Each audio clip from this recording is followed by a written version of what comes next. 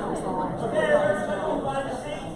There's plenty of room for everybody standing in the back. Feel free. Come on, Stefani, you can sit up here.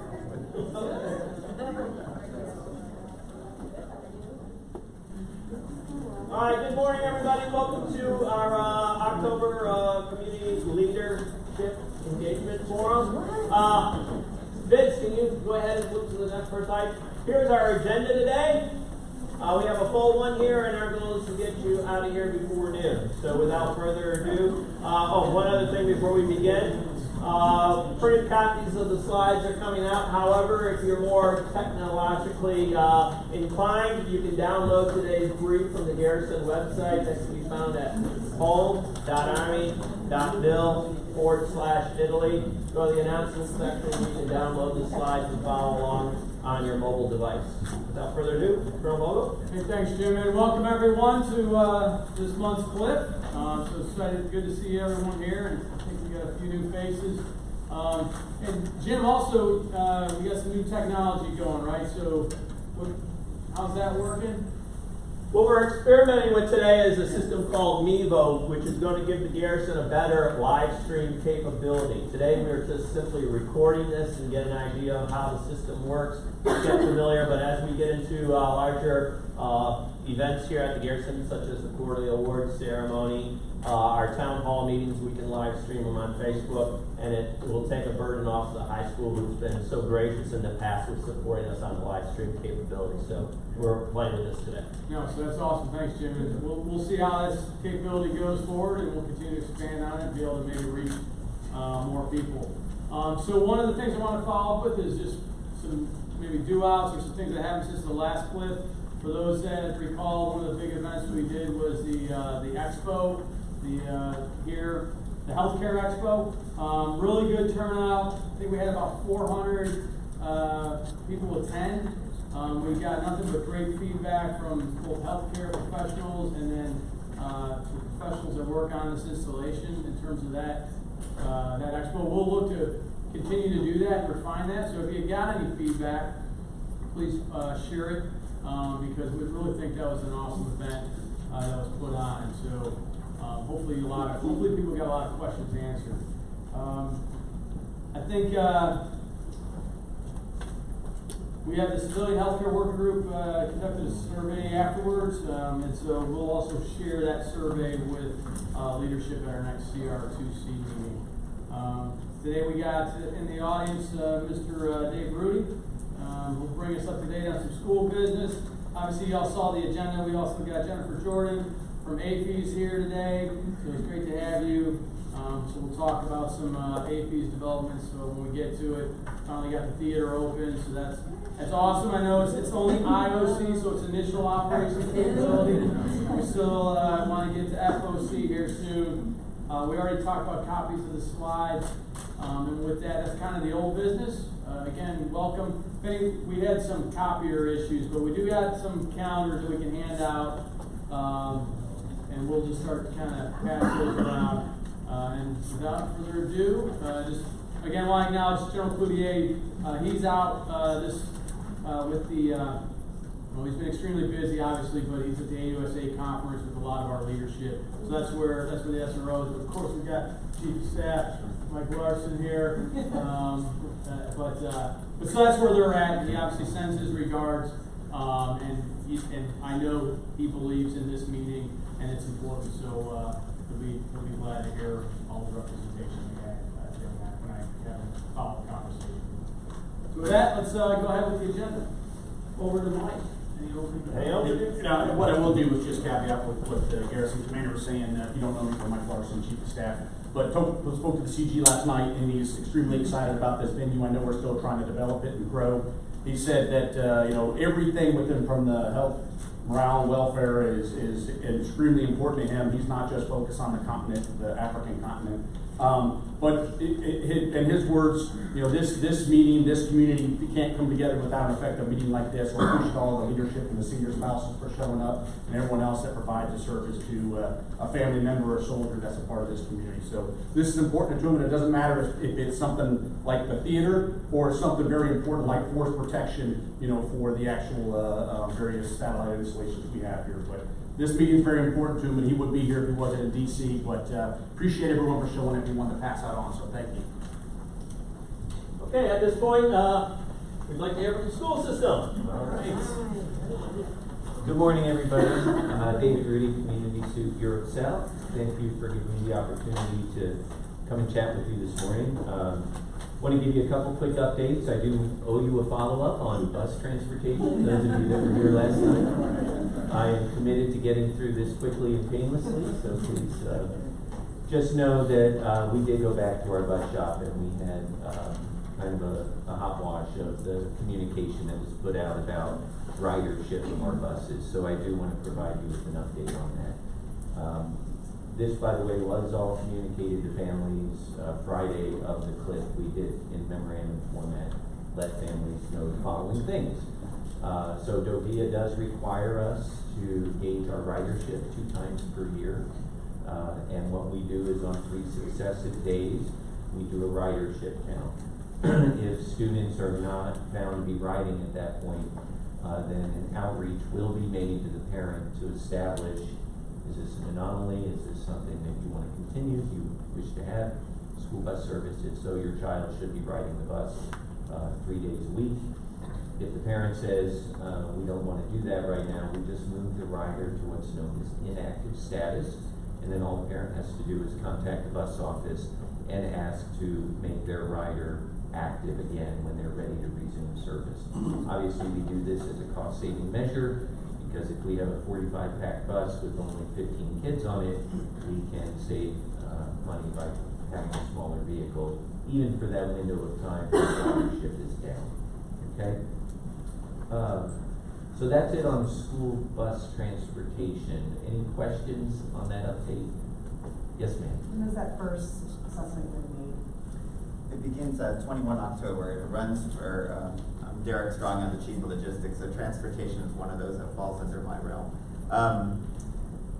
21 October, 3-week period. During that time, they'll be doing checks, and then from that, depending on how often your child does or does not ride the bus, then they will be contacting the parents and inquiring about the status. Thank you, Derek. Any other bus questions before we move on? Yes, sir. If you want to have your child come, be like a sporadic rider, is that possible? Like not a normal bus rider, because if someone has to take their kid to work or school, then they work, but they're sick one day and they just need to drop off their kid or at the bus. Yes, ma'am. So the important thing is that they're registered with the bus office. So I would recommend that everyone who thinks they may require it at some given time, the use of the bus, to register with the office. Then they'll give them a bus card, a pass. And then, again, if they're not riding during that ridership period, they'll be placed in an inactive status. But if forever, let's say you're going out of town and your child is staying with some friends and they need to ride a bus to their house or something like that, then yes, they can contact the bus office. Just let them know. At least we ask for 24 hours notice, and then just let them know, and then they'll make sure that your child is on that route. Yes, ma'am. Okay. Any other bus questions? Okay. Happily moving on to some other news, some good news about our schools that I did want to share with you. The first big piece of news is that the MilCon for the new Vicenza High School has been awarded. Signed, sealed, delivered, and so it is a go. It did avoid some of the reprogramming of funds for MilCons that were happening here recently. So the current completion date is January of 2022. If it should happen to be finished on time, obviously that would one, be very surprising, and 2, it would we really have to take a hard look at the cost benefit of moving into a new facility mid-year. But we feel pretty confident by August 2022 we'll occupy that new building. It's a $57 million project, 114,000 square feet, and it's using what's called the 21st century design specifications, which have open classrooms, glass walls that can open and close. it's pretty fascinating, and as time goes forward and we get a little closer, we'll provide some information briefs to our families. We'll also provide our teachers with some training on how to teach in this very different physical space than most of us are accustomed to growing up and going to high school. So that's the first bit of good news. The second big bit of good news is also related to Vicenza High School. It was recently announced that it's a National Blue Ribbon School of Excellence, one of just 55 high schools in the entire country to be so recognized. So we're very proud of this accomplishment. We're very proud of our students, the hard work of our teachers, and of course the support of the parents and families to get this top level recognition from the Department of Education. So our assistant principal, Cheryl Tibbs, who was doing yeoman's work covering the principalship when all of this occurred, and the teacher, I believe Ms. Dana Keller, will attend a ceremony next month in Washington, D.C. to receive the recognition from the Secretary of Education. So we're very proud of all of our students at VHS and how hard they've worked to demonstrate that excellence. The third thing to note is that this relates to Livorno. This has been sort of out and about in the rumor mill, so we decided to just share the information publicly today. There is a Department of Defense-wide review occurring of DODEA schools. 6 of our schools in DODEA have been identified as small schools with fewer than 100 students that are being considered for closure. Okay, this is a DOD effort. This is not a DODEA effort. Command has been notified, and they do have an opportunity to provide input, which I know Colonel Vogel, your team, will be working on to make a case for the school remaining open. DODEA doesn't really have any additional information or, frankly, any position about this. This is not a DODEA effort. I need to underscore that, and we have actually been asked to remain fairly neutral in the command communication aspect of it. But I did want to confirm, because I know that some folks have been talking about it, that is happening at this time. On to some good news. Vicenza Middle School is experiencing a 100% refresh of their smart boards. They're all being replaced with interactive flat panel displays. So imagine a really large iPad attached to the wall of the classroom. Those are coming here in the next few months, I think, for all of Vicenza Middle School. That's part of a 5-year replenishment cycle that's going to be occurring. I think the elementary school is happening next FY or the one after, not sure. Obviously, the high school, that will happen as part of the construction. So when the new building is completed, the technology will be in there. And then finally, working with our partners in MWR, Vicenza High School is hosting a college fair tonight. It's at 5:30 to 7 in the high school gym. So if you have a high school age child or someone who's recently graduated and wants to get information about post-secondary options, please encourage them to come by the high school gym for college night. Okay. Any questions related to the schools? Yes, sir. The Darby review, Yes. what is the usual timeline for that when we actually find out? So the timeline for a decision? Unknown. Timeline for feedback has been extended to 22 October to give commands a little more time. Yeah, so right now we're, obviously big impact on our RV community with the review of the elementary and middle school down there. And so this is a DOD-wide, the DOD has taken a look at all schools that have a student population of under 100. And so what affects Italy is Darby. And elementary and middle school down there. So obviously we're very concerned with any type of scrutiny or eyes on assessing it. So what the team is doing is providing an impact statement that'll go back to DOD on our assessment if that decision was made. Obviously, and Dave's got to be neutral. Obviously, we're going to come in pretty heavy on champion to keep our schools open. The SRO will certainly be involved, and I'm certain General Cavoli will also be very concerned with any discussion in that regard.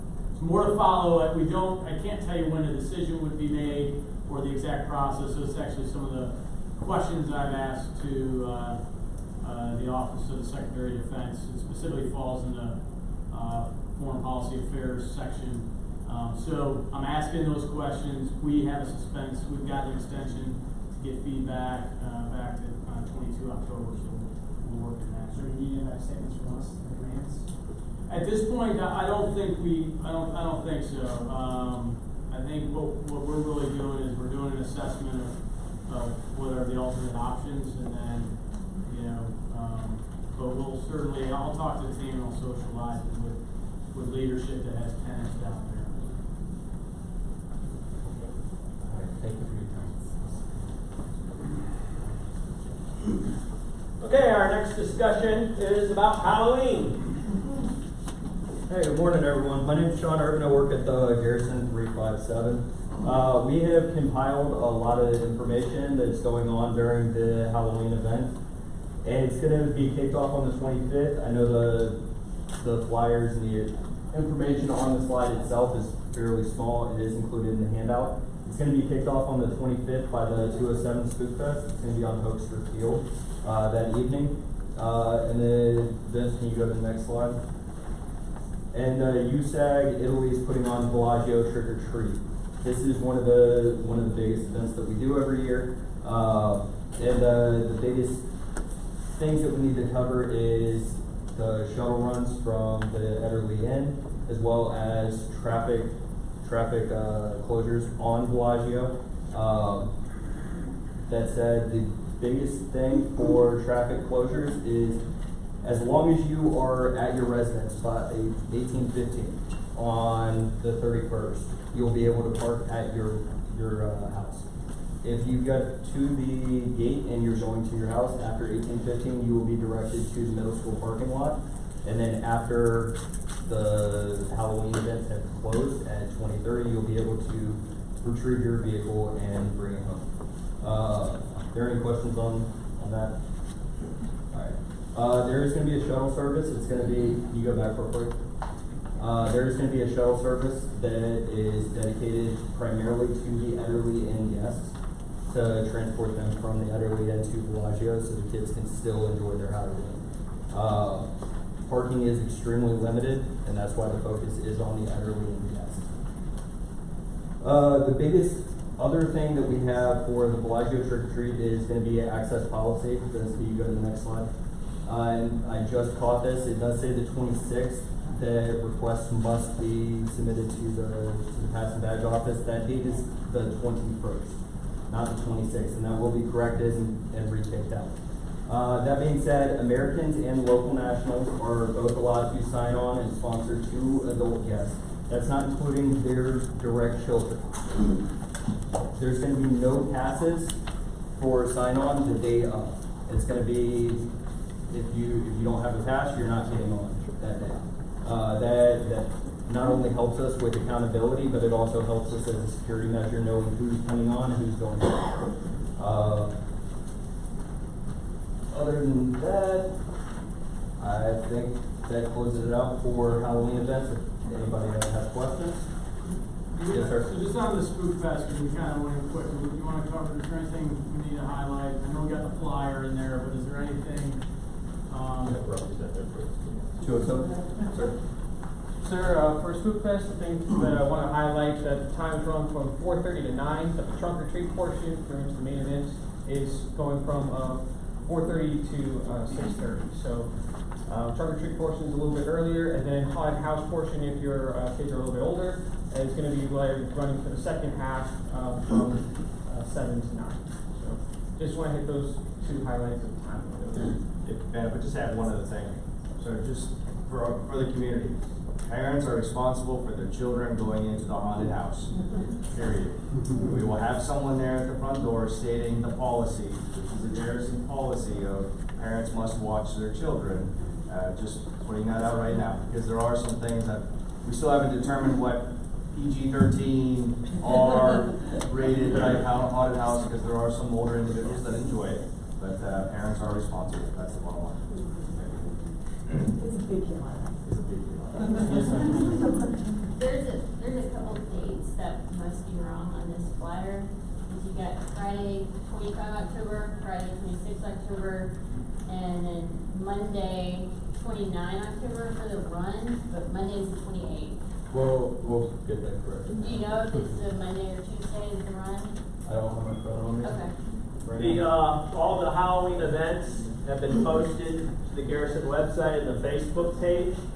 There's a press release that was posted. The dates that were put in the press release are directly from the sponsors of those events that we've added to the Facebook page. So Yeah, that's where those flyers came from. That's my too. point. If this So we is already what you some put dates, out, the flyers we got it obviously needs to be belong. The other thing I would tell you is, you can definitely put in a pass for 190-16F until next Friday, the 25th. Okay, Miss Bellini is the only person that works these things, but there's no way she's gonna get all the passes by the 21st, especially, we're just now starting to get the word out. And if you have Italian neighbors, invite them to this Halloween. I mean, they really appreciate it. All it is, you get a copy of their information, you submit it to Miss Bellini, she gives you a memo that says you can bring them in the post, and you'll probably pick that up on the Monday or on that Friday, the 25th, and you bring that with you, and you can bring them into the trick or treat. Anyone else? With that, Dave Keller.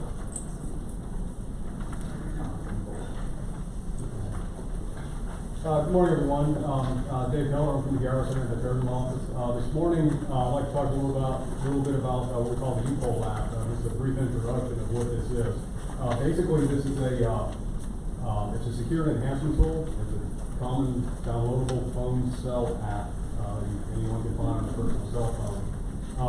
We have been introduced to this recently. We've done some testing on it. It actually works very well. What this app does, it allows the user on their personal cell phone, this will not work on a government cell phone, but on your personal cell phone, what it does is it provides a direct interface between the owner's cell phone and the local Westminster office. It's a kind of a tracking duress tool. So if something should happen to you, I don't mean I have a flat tire or somebody can help me, but something that requires immediate police or emergency response assistance, you can take this app, simply press a duress button on it, and that will come up in the local Questora operations center that's manned 24/7. They will see that, they will be able to respond, they will know automatically where geographically you are located. They will see that up on a screen on Google Map. As you see on the right side of the screen, that's actually a so last week during while we were performing an operational test of the system. There are some organizations within USAC Italy that are currently using this. It's something that you personally could use as well as all your subordinates and respective units. We found it to be highly effective. It's very useful, and it actually does work all throughout Italy.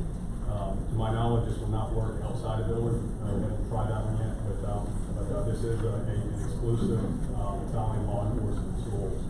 So if you should find yourself in an emergent circumstance, a little bit more serious that requires an immediate response, please take a look at it. I recommend it. It works very well. It does a lot of good stuff for us. Part of some of the features on it that it also has, it not only allows that duress feature to automatically connect to the local Questora Operations Center, but it allows a direct chat function back and forth between that operations center and the operator. It also allows the exchange of photos, so if I take and video. So if I shoot a video, I can send that through that app directly to the Questora also. Very useful.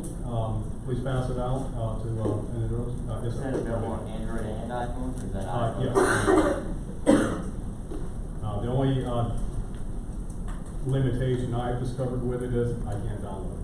Only because my personal cell phone is one I purchased in the United States. It's a dual U.S.-European system, and even with the European SIM card, it will not function for some reason. It seems to think I'm not in Italy. Apart from that problem that you may encounter, it should work in any phone that was purchased in Europe. I can't find it, so maybe mine's on there. You might have the same problem I have.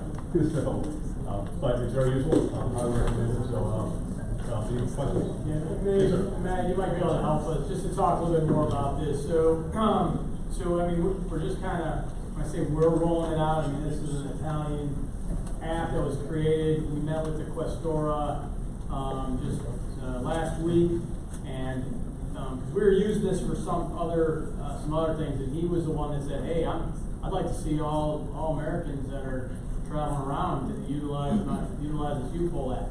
Now, they might be interested for other reasons, right? That being developed, but we do think, and again, it's gonna, I don't know how we think it's working pretty well.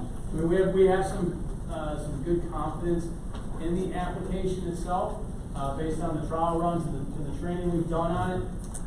So I think at the end of the day, if you're able to get it on your phone, or your kids have it on your phone, and you're out in town and you find yourself in any type of duress, you should be able to press that button and get some assistance.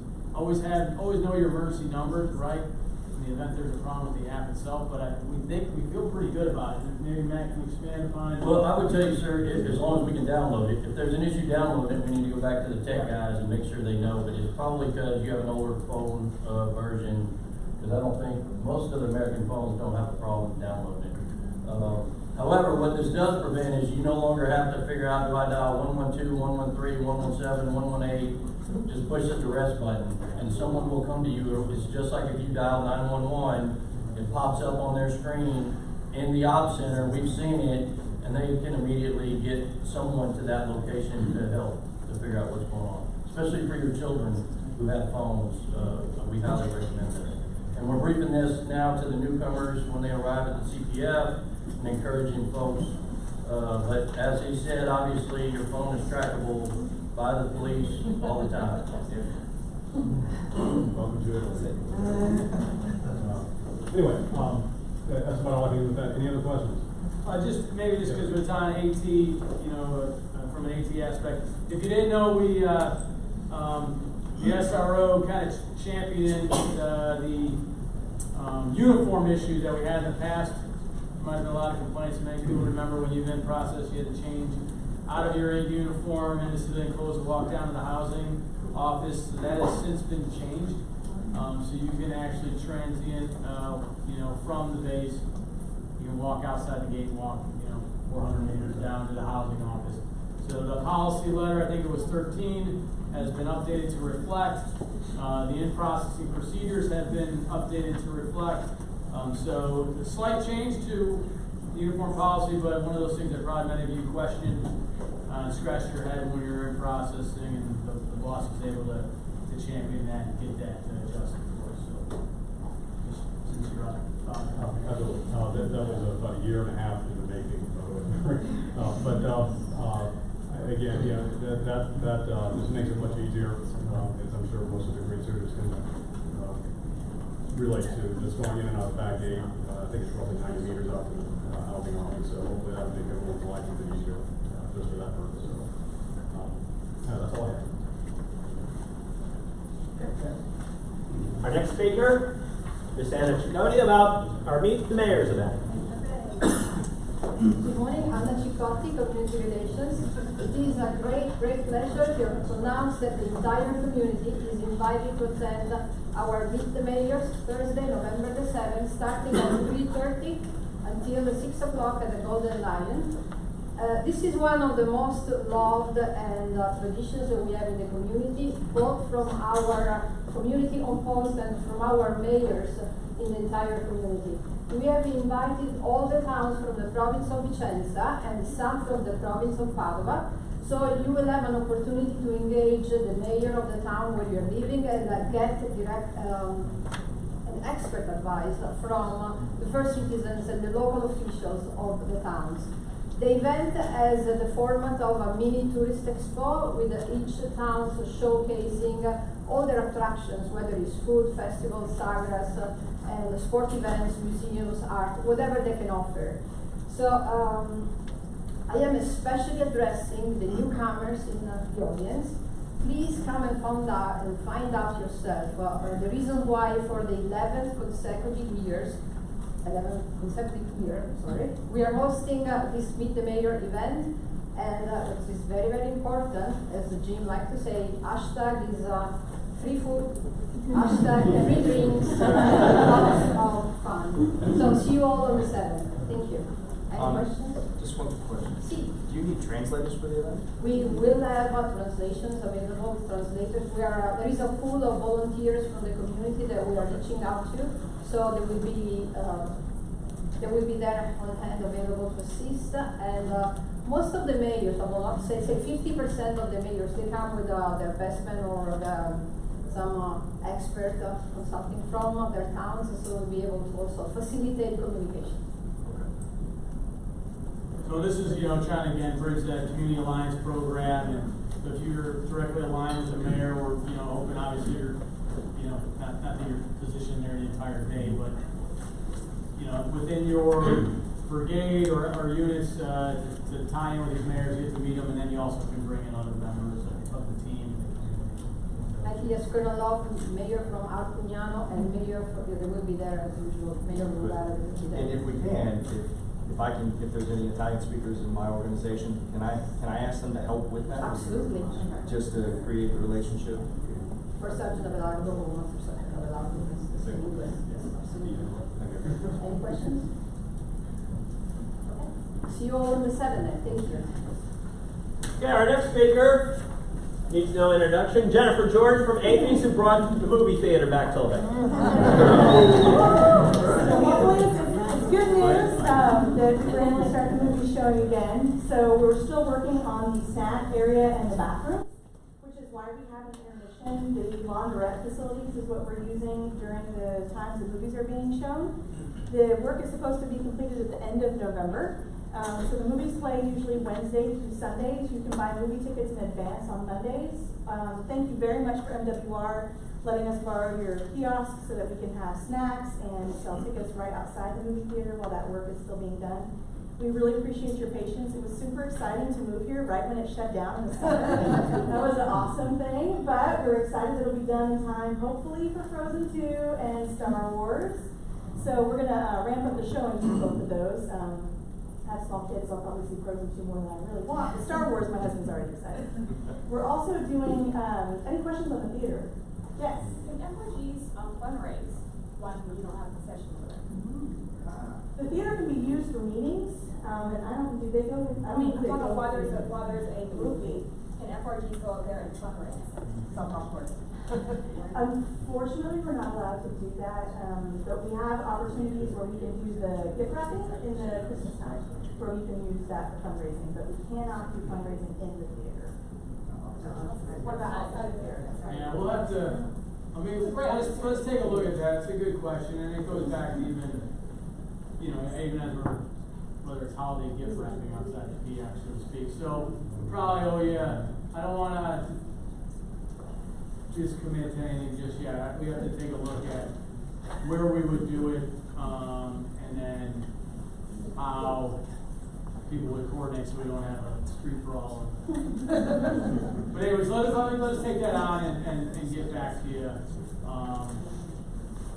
It could be viewed just like a vendor, they have to pay a certain percentage to fees. I mean, I'm working with the lawyers to probably give us a better answer. Yeah, I got my lawyers writing notes, but I gotta check with our lawyers. It's a good question. But let's take a look. Any other questions about the theater? Okay, we're also doing, we just started a few weeks ago, maybe a month ago now, on the construction at the main store, so thank you for your patience as that is underway. It's supposed to last, we're supposed to be done with everything by January of 2021, but we'll see. It's in phases, so right now is the main store part, and then in the spring will be the food court, and the food court will be closing down completely because the rules here, if you touch one food concept, you have to close all of them down because of the potential for dust and stuff in the food.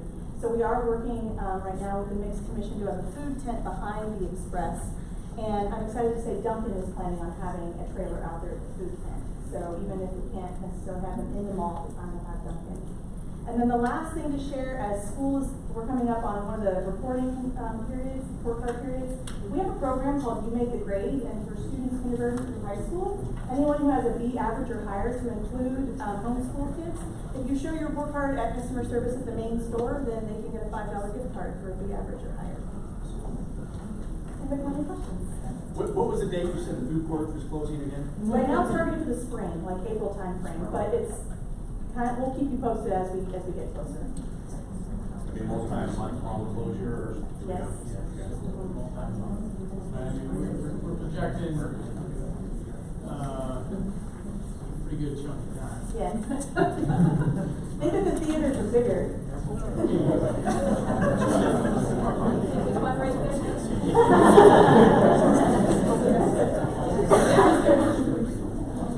They'll probably be tied the same as the little school guy. When you have the food tent open, will be the same hours as what they typically are now, or is the? I expect it to be. No, it should be similar to what it is now. Great, thank you so much. Okay, as everyone knows or doesn't know already, October is Domestic Violence Awareness Month. Today, we've invited Janine Harper to come up and talk about our family advocacy programs here at the Garrison, something that goes around year-round, not just October. Janine? Thanks for that kind introduction. Hi, good morning. It's great to see some of you. I know I saw some of you last night at our Wave of Light event, so glad to see some more familiar faces. So if you don't know what the Family Advocacy Program does, we provide non-clinical voluntary-based services. So that's anything from stress, anger management, to my nurses and social workers going into the home to help parents with communication with their children. That's catered to 3 years old and under, but we do have a plus program, so if you have 4 or 5 year olds, we can also help with that. So one of the things we also wanted to target this month, I know some of you saw the Senate testimony last month on the 19th, where we pulled joint services, Army, Navy, Air Force spouses, who all came and testified in Congress and said their #1 concern was domestic violence, that they were not aware of the FAP program, they did not feel that they knew how to access it, and so this is what Congress is currently looking at.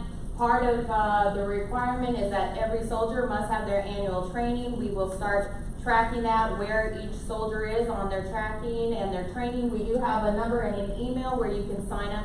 Commanders must have training within 45 days of taking command and are also required to have it on an annual basis. The command team training is more focused on your legal requirement, what must be done in a child abuse or a domestic violence situation. Where troops, it's more about how do you become the first responder, how do we get people to that number right there. That is a 24-hour hotline that me and my victim advocate man 24 hours a day, 7 days a week, 365. That way that we can offer restricted or unrestricted reporting. So we ask that if you would like us to come out to your unit and get your annual training, please contact us. If you have an FRG, we would love to come out and talk to you to make sure that all of our spouses also are aware of it. All of our services are open to contractors, GS civilians, soldiers, and their family members. So everybody's welcome as long as you're an ID card holder. And then we want to update you on 2 really important events that we have this month. So this Saturday, we have our 5K color run. So we're hoping the weather holds out. Right now it says no rain till 11 o'clock. So hopefully we're praying, so make sure you stay tuned. Jim will keep us posted if there's a weather call. That will be made by 7 a.m. But we're hoping come rain or shine, as long as there's no lightning, we're all going to get wet, purple, muddy. It's going to be great. And then, of course, we know that a lot of you have little ones. And sometimes taking them all out trick-or-treating with all the other bigger kids can sometimes be a little overwhelming. So this year we, FAP and EFMP, are hosting a trick-or-treat for the little ones. So they do not have to be EFMP members. They are targeted mostly at your younger children, so anybody probably 8 and under. You can register them, and we are turning ACS into the Wizarding World, aka Harry Potter. So if you would like to sign up your kids to attend that event, it will be allergy free, so we will not be giving out candy. We'll have interaction and we will have toys. So any questions about anything? All right, well, you guys have a wonderful day. Thanks, Jim. Next up on the agenda, our health clinic. Colonel Matthews. Good morning. I'm Joe Matthews. I'm the clinic commander. As you can see from the slide, we have several events going on right now.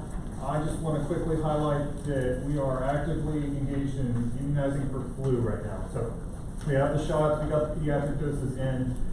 We will start doing some school events here shortly. The clinic will start seeing people 1 November. So for walkout, we'll have multiple different avenues for you. So there's an immunization clinic, there's primary care, and then the pharmacy will also be getting them out. So multiple ways to get your flu shots.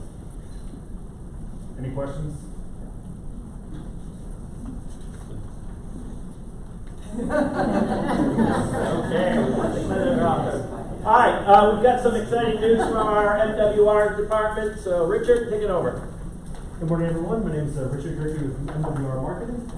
We've got the brand new go-to guide that just came out. We're in our third year now. This one's bigger, better than ever. Hard spine on it. It's filled with information. The newest thing inside of it is going to be the city tour itineraries. If you've just landed, if anyone that you support has just landed, and you're stuck in the hotel, well, first we've got the what you'll need to know the first 24 hours. All the resources you can need. There's actually I think CR2C put together a trifold on that. This is everything that's on that trifold just in book form. And then we also have the itineraries themselves. There's 3 of them: Vicenza, Verona, and Venice. We've walked through them. It was Beatrice, she went and spearheaded the entire thing. She worked for Outdoor Rec for the longest time, and we got her over here. She's helped with all the advertising. And it is, it's wonderful. You can go through, we've mapped it all out. If you just arrived, you want to go downtown, you don't even know how to get there, and you don't have a car, we've shown you how to get there by bus, which one to take, where to go, where you can buy tickets, as well as for getting to, like, let's say you're going to Venice. It can be really touristy. We went there in August to map this thing out. I went there, it was like I was a Venetian. I'm going there, it was I think 7:30 in the morning, walking through the Venice streets and canals, and you would never know you were in Venice. There were ships there, but you never saw a person. So I highly suggest looking through some of those.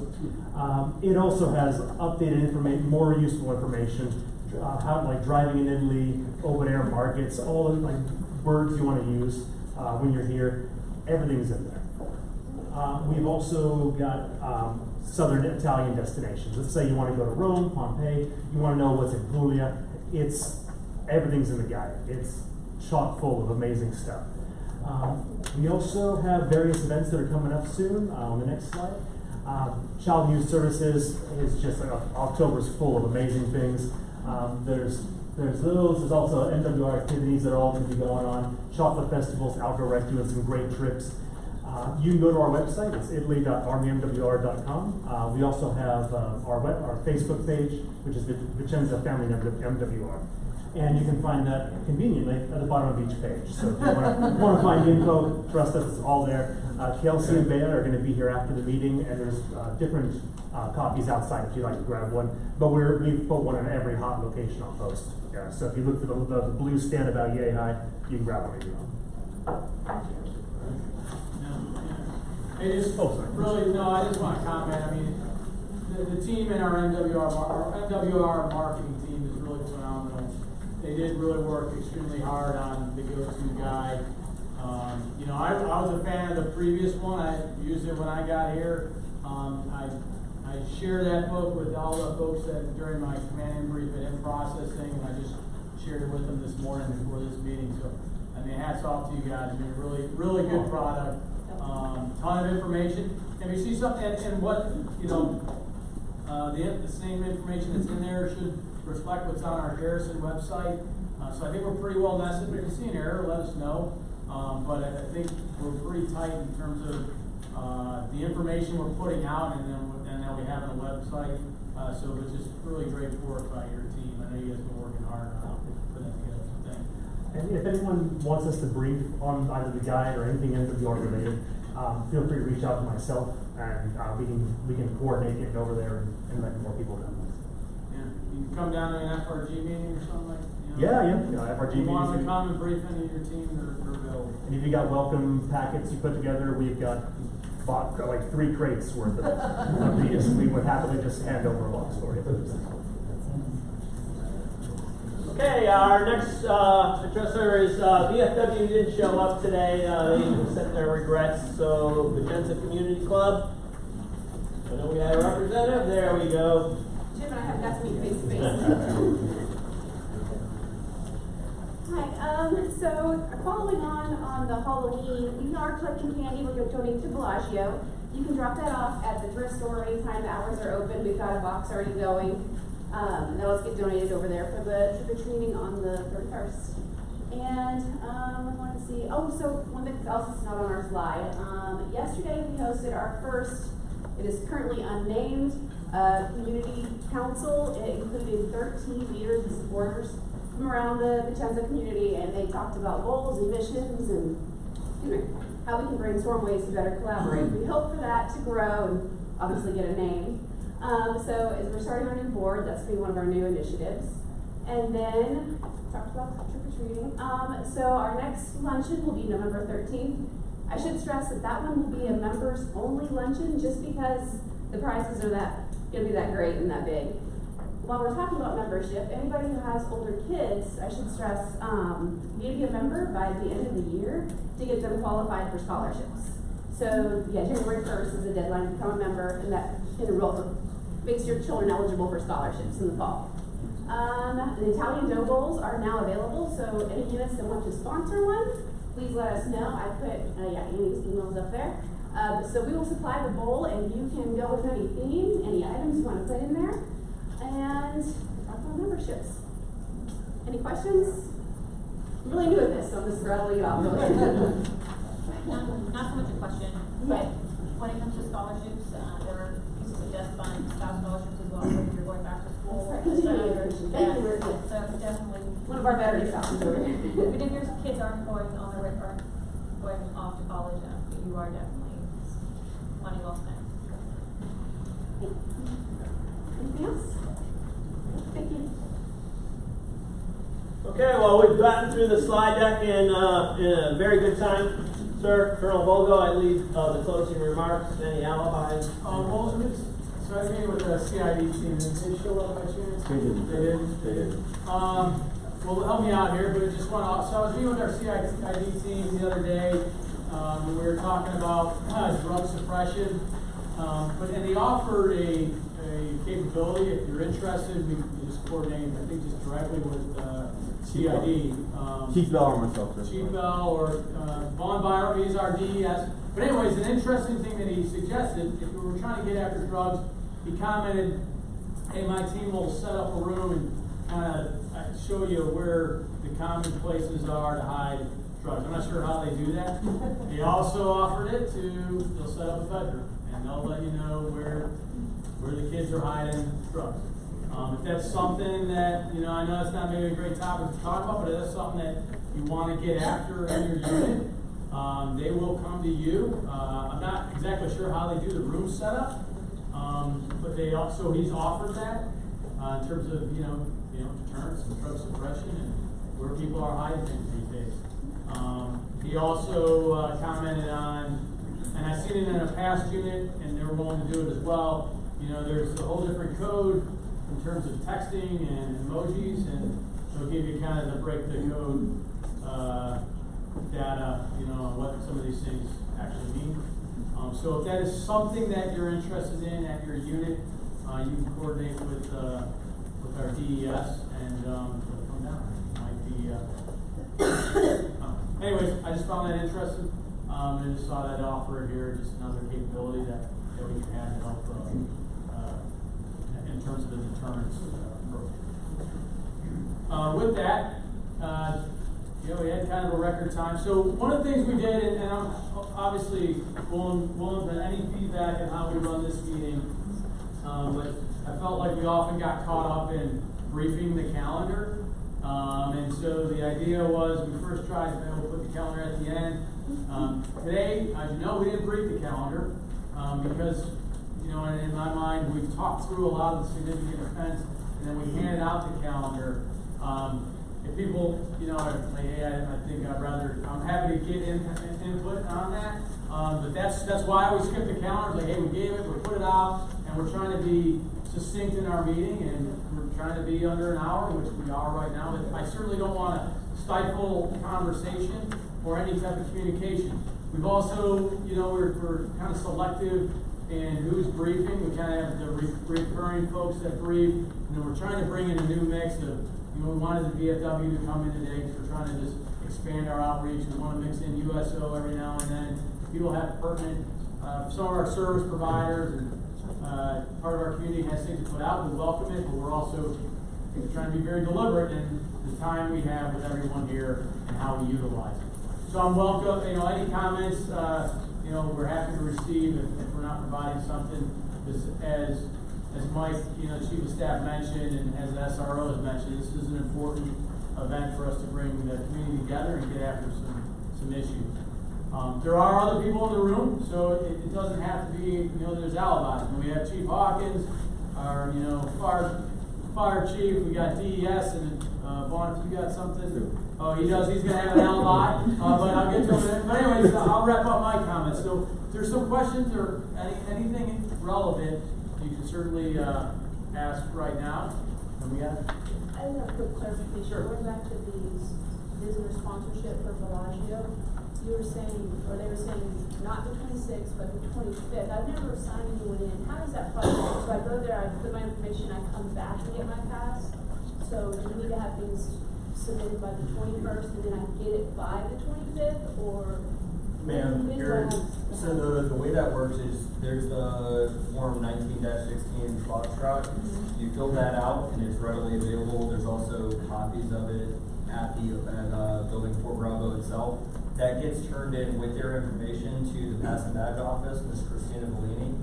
That date is going to be the 25th. So ignore saying the 21st and ignore saying the 26th. That date's going to be the 25th.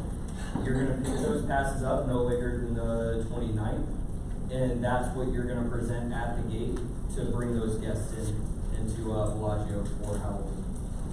What was the POC? What was the name again? Christina Bellini. Yes, ma'am. Thank you. Yes, ma'am. Do you want to say what the information that you can ask for? Yeah, we can do that. So on the form, it's pretty self-explanatory. However, the information that you are going to need is their name, their birth date, their nationality, and an ID card number. Christina might also ask for a scanned copy of their ID. So like passport, if they're Italian, they should have that foldable ID that everyone carries around with them, or a license, something of that sort that's government issued. Any other questions on passes? Is that enough? Yeah. Okay. Thank you.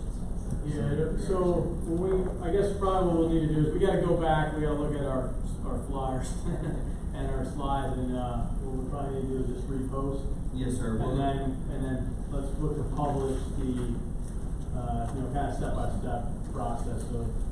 We can put that on a community message as well, sir. Okay. Work, we do it in a community message. We'll also get it up on the website. DES has a procedure guide on the website. We'll scrub their webpage, so anyone that has this question in the future can go to the website, look at the DES page on the Garrison website, and the process there. Okay. So we always some clarification and reinforce kind of what we put out today. Vaughn? Sir, if I can, Lieutenant Colonel Vaughn Byer, I'm the Director of Emergency Services, and Chief Hawkins, the Fire Chief.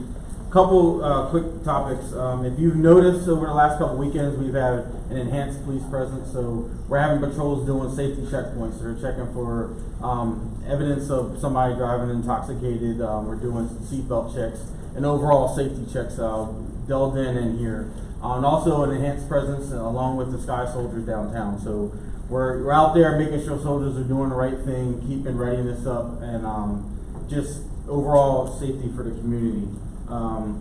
Winter driving's coming up. Mr. Engels here as well can provide additional information. There's some charts out front about the information on when we're doing winter annual driver's testing training. Excuse me.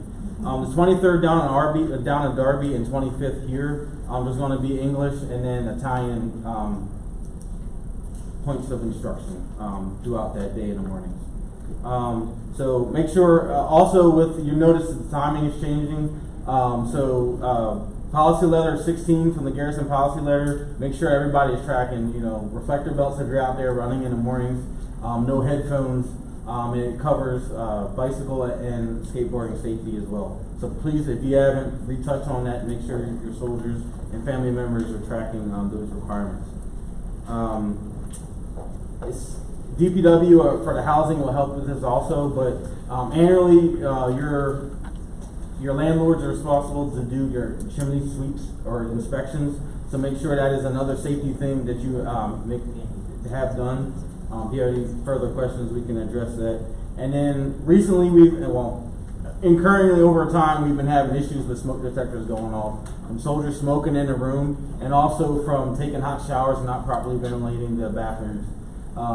So it requires Chief Hawkins guys to come out there 5 or 6 times a day. So if you can rehash to your soldiers in the barracks and make sure if they're cooking, turn the fan on the stove and ventilize their the bathrooms to let the steam go out the window. Do you have anything else, Chief? Yep. One more thing. How many of y'all live off base? All right. How many of y'all have smoke detectors in your house? A couple probably don't. One of the things I have a limited supply of smoke detectors and CO detectors that we can issue out to you. All right. We want to keep you safe too. It's not really a requirement for the Italians to provide those under the law like it is in the States for rental houses. So please come down to the fire station 1 here, Ederly, visit with our nice fire prevention guys. They'll be more than happy to hand these out to you. There is a limited quantity. If you have a gas service or a fireplace or something like that in your house, get a CO detector as well. CO is like one of the most common killers in the States for this type of thing. It's odorless, tasteless. You turn real pink and really nauseated, you die before you realize you have it. Very important that you have a CO detector and a smoke detector. And when do we change batteries in these? The ones that already have it. During daylight savings time. Just whenever you change time, change batteries. Right? I am hardcore that. I wait till it goes beep at 2 o'clock in the morning and try to take it down with a baseball bat. But, go ahead and regularly change those out. They're there to keep you safe. All right? And that's really important for us. Any questions, please stop by the fire station. We have a staff down here willing to help. And we're not, come visit. All right, yes. Are the fact that there's fire alarms available part of the briefing you receive when you do at least housing, when housing is doing all of that, and you're receiving information about all the who's its and what's its? Are they telling people to go see It should be now. I gave them a trifold to hand out to all the housing folks. There's people living on base that tells all the service, everything really. It tells you the service we provide. Okay. Monica, you got something? I do, and I apologize up front for my voice. Could you go to the next to last backup slide?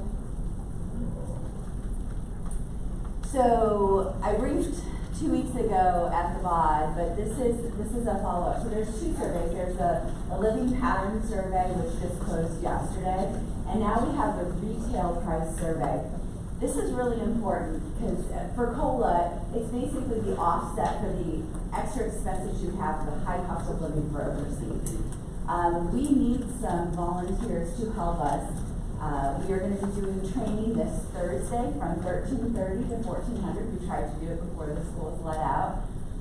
But we would very much appreciate some volunteers. And what we'd like to do is just kind of balance it out against where you normally go to shop anyhow.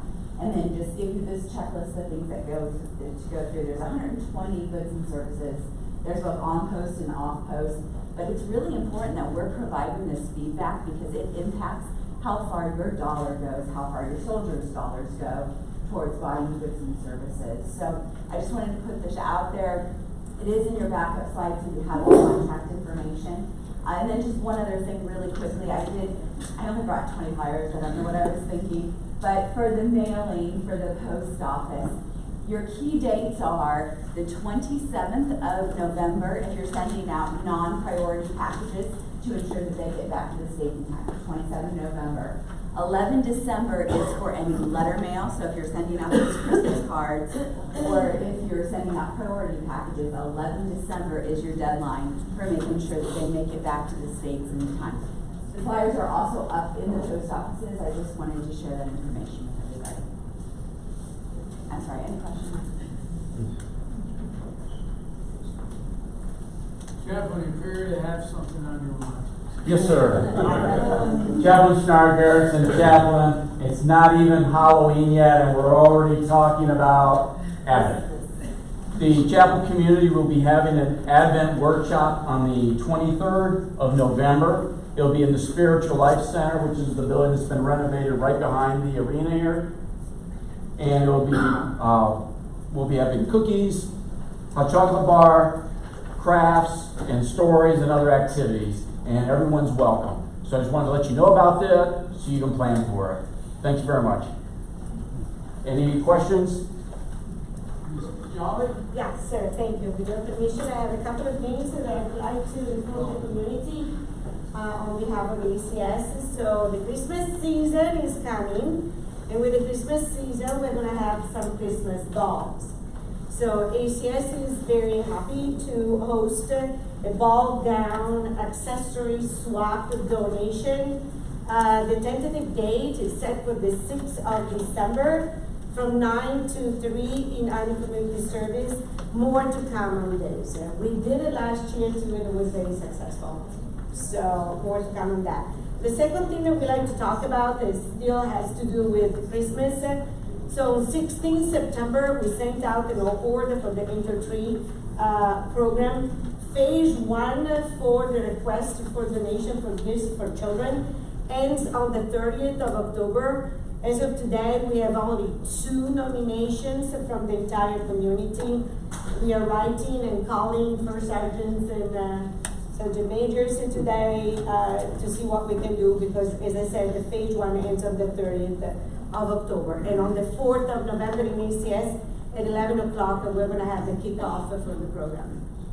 So please spread the word throughout the units that we need your nominations for our children. Any questions? Charlie, what time on the 4th? Do you know yet? From the 4th, yeah, for the kickoff, it's 11 o'clock. 11 o'clock. Yeah, in ACS main lobby. On the nominations for the Angel Tree, is there a form? Is it available on the website? And who can submit it? Just first sergeants? So the first sergeants will be, it's the award, if you want, I can share, you know, the award with each and every one of you. But it is to the first sergeants, yeah. Any other question? All right. Thank you. Any alibis? Hey, sir, real quick, we're having an orange call this evening, this afternoon, evening. What it is all the single leaders, we get together. It's exactly what you think. We all bring our laptops, plug them in. Yeah, we play World War Craft on True Project. But it's an opportunity for all the single leaders to get together. We talk about some future endeavors that come out, play the CSR and things like that. And our last thing is, it is Cyber Security Awareness Month. For the Green Seaters, we know what that means. There's also, the Army has a lot of initiatives for your own personal computers. There's some software that you can download for free, some virus protection software you can download for free. If you don't know about these things, please get in contact with your local IMO. If they don't know, get in contact with me or any of my guys. And if you want, we can actually come out and tell you some of the cyber threats that are going on our AO, at any of our FRG events, any of your youth events, things like that. We have no issues coming out and talking about some of the cyber threats and some of the common things that are going out there right now. We are in a very high, cyber threat area. Our adversaries are pretty lazy, so they look at, and a lot of people think it's Russia. We have just as much Chinese threats in our AO as anything else. Colonel loves, Luster or what he does around here. But it is a big threat. And they know where we are. The police have to report us, so they know your IP address, they know who you're going through. So they're looking at your, where you're going to, what sites you're going to, and they're using phishing results to try to get something out of it. Okay? So if you need any more information, you want to know how you protect yourself or your soldiers or your loved ones or your family, your home, just let us know. We have no issues coming out and helping out however we can. All right. Any last alibis? All right, well, again, thank you. We got one. Just for everyone's planning, the next CLIF meeting for next month, we're looking at the Wednesday, November 27th. That's tentative because much of our leadership will be out of town on the normally battle rhythm day of the 20th. But I say the 27th is a scheduled date because that may change. But for the 27th is what we're shooting for right now.